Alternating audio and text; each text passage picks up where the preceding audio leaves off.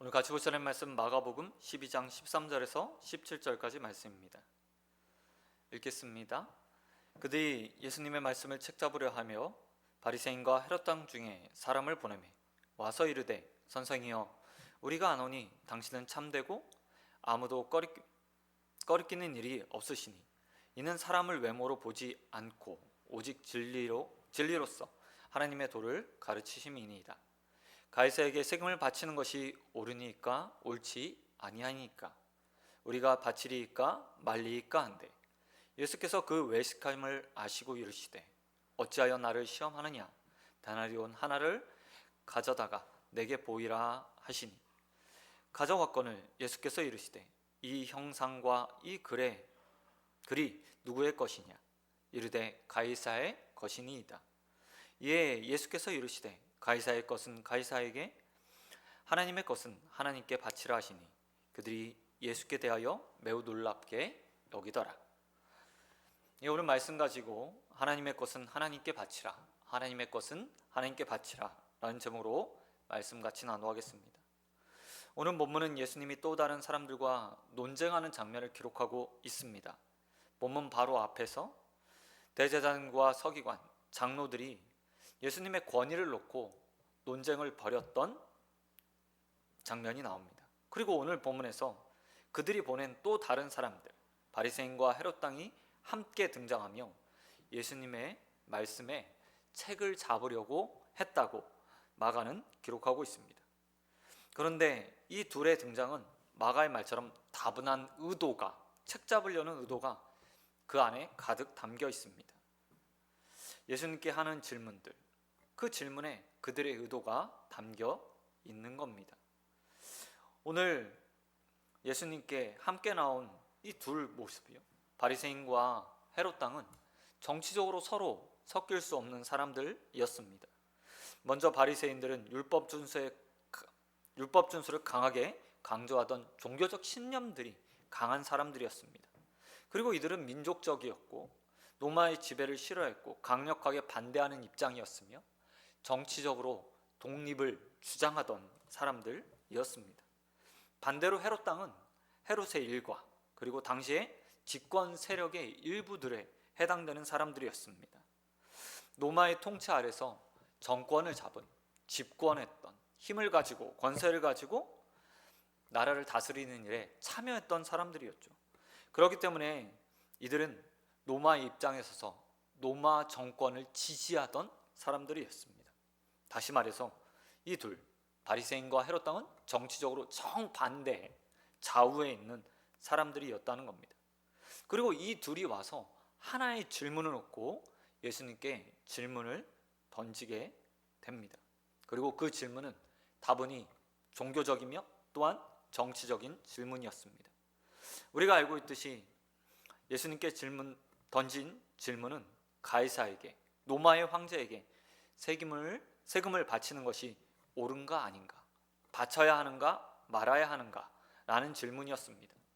이들은 양자택일의 질문을 가지고 나와서 주님 앞에 이야기하고 질문하고 있습니다. 그런데 예수님께서 이 양자택일의 질문 가운데서 어느 한쪽을 선택해도 누군가에겐 비난을 받을 수밖에 없습니다. 만약 독립을 주장하고 있는 바리새인들이 원하는 것처럼 세금을 바치지 말아야 한다 라고 말한다면 헤롯 왕의 비판을 받겠죠. 반대로 헤롯 왕이 원하는 세금을 바치는 것이 옳다라고 말한다면 바리새인들은 정치적 독립을 꿈꾸고 있었기 때문에 예수님을 또한 비판했을 것입니다. 예수님은 그들의 의도를 다 아셨습니다. 그리고 다분히 그들의 마음 가운데 외식함, 속이고자 하는 마음이 있었다는 것을 아셨고 예수님은 15절에서 이렇게 그들에게 말씀하십니다. 어찌하여 나를 시험하느냐. 질문에 답을 원하는 것이 아니라 시험을 위한 질문이었다는 것을 분명하게 아신 것입니다. 그리고 이렇게 말씀하신 후에 예수님은 그들에게 데나리온 하나를 가져오라고 말씀하십니다. 그리고 그 데나리온에 무엇이 있는지, 어떤 그림이 있는지 되물으십니다. 데나리온 로마의 화폐였습니다. 그렇기 때문에 그 동전에는 당연히 로마의 황제의 얼굴, 가이사의 얼굴이 새겨져 있었고 로마의 글이 써 있었습니다. 그것을 보시며 예수님은 이렇게 사람들에게 말씀하십니다. 가이사의 것은 가이사에게, 가이사의 것은 가이사에게 라고 말씀하십니다.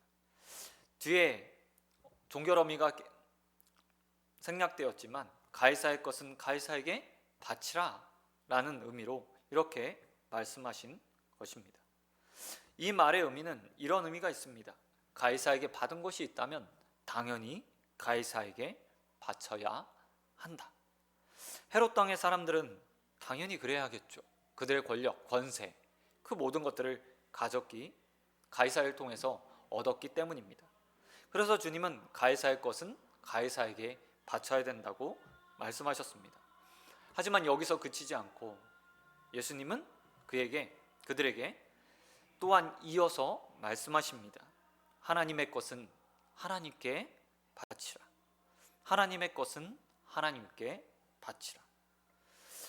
이 말씀엔 우리의 인생이 어떤 것인지, 또 우리가 이 땅에 살아가면서 어디에 속해 살고 있는지에 대해서 분명하게 보여주고 있습니다.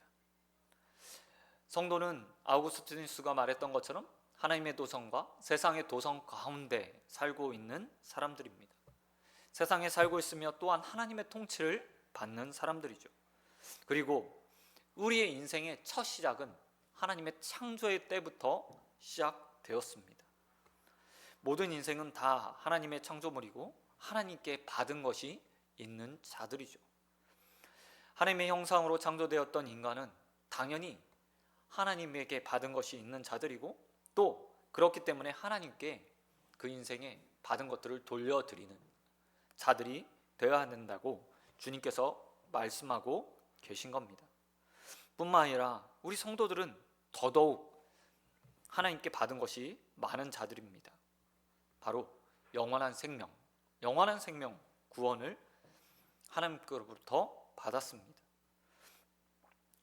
예수님의 피값으로 하나님의 자녀가 된 우리, 하나님의 백성이 된 우리, 또 하나님을 아버지라고 부를 수 있는 권세가 우리에게 주어졌습니다. 그렇기 때문에 예수님의 말씀처럼 하나님께 받은 것이 많은 우리는 당연히 하나님의 것을 하나님께 돌려드리는 인생이 되어야 합니다. 하나님의 형상을 가진 자로서 창조된 피조물로 또 귀한 인생으로 선하고 선하다 말씀하신 그 모습 그대로 하나님께 우리의 인생의 모든 것들을 돌려드려야 합니다. 뿐만 아니라 구원받은 자로서 예수의 피값으로 사심을 받은 자로서 그 모습에 합당한 것들을 하나님께 올려드려야 됩니다. 사도 바울은 이것을 로마서 12장 1절에서 이렇게 말했습니다. 너희를 거룩한 산제물로 하나님께 드려라. 사랑하는 성도 여러분, 오늘 예수님께서 우리를 위해서 십자가 지셨고 그 피값으로 우리를 사 주셨습니다.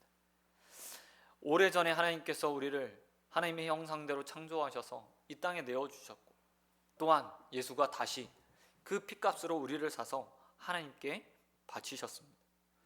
저와 여러분은 하나님의 것이고 또 하나님께 받은 것이 많은 자들입니다. 그러기에 우리의 인생을, 우리의 삶의 전체를 거룩한 산 제물로 하나님께 다시 올려드리는 저와 여러분의 인생이 되시길, 삶이 되길 우리 주님 예수 그리스도의 이름으로 축원드립니다. 기도하도록 하겠습니다. 하나님 아버지 감사합니다. 하나님 이 땅에 살며 하나님의 백성으로 또 택함을 받아 하나님을 아버지라 부르고 살게 하신 하나님 너무나 감사드립니다. 하나님의 형상으로 우리를 창조해 주시고 또한 깨어진 형상을 회복하기 위해 예수 그리스도를 이 땅에 보내주셔서 그 피값으로 하나님의 형상을 다시 회복시켜 주심을 너무나 감사드립니다. 우리가 하나님께 받은 것이 많음을 기억하며 살게 하여 주시옵시고 그 받은 것을 가지고 하나님의 것을 하나님께 돌려드리는 인생 되게 하여 주시옵소서. 특별히 우리의 삶 전체가 하나님의 것이 오니 하나님, 우리를 거룩한 산제물로 하나님께 올려드리는 자들 되게 하여 주시옵시고, 우리의 시간도, 우리의 물질도, 우리의 마음도 다 하나님 앞에 바치기에 두려움 없이 드리는 자들 될 수 있도록 은혜 베풀어 주시옵소서.